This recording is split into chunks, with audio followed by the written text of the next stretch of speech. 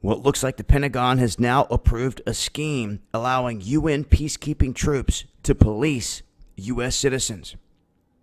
Now, for some time, we've been keeping track of the military movement in the country, and all too often, people always want to write off that the equipment we're seeing is either coming in or going out, and that it just could never be being used or planned to be used here in this country.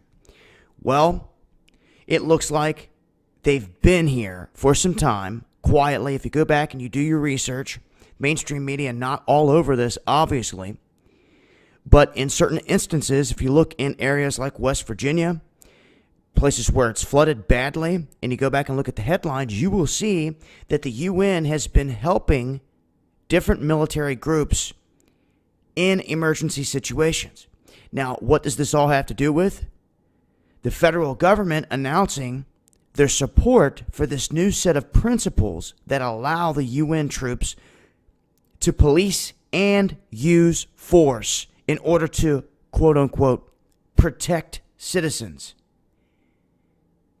Now, they're saying this will all be in the event of armed conflict.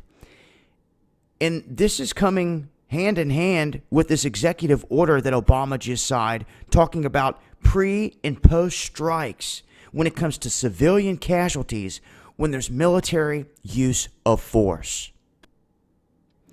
We have U.S. Ambassador Samantha Powell stating that they're focusing on the responsibility of protecting civilians, and that the United States was proud and humbled to join 28 other countries that have pledged to abide by their 18 pledges. UN peacekeepers from these 29 countries are now required to act in cases where civilians are in danger.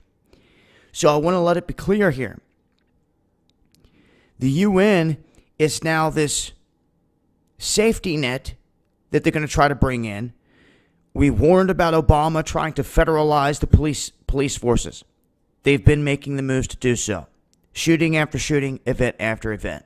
He quietly, while no one's paying attention, signs this executive order that I did another video on.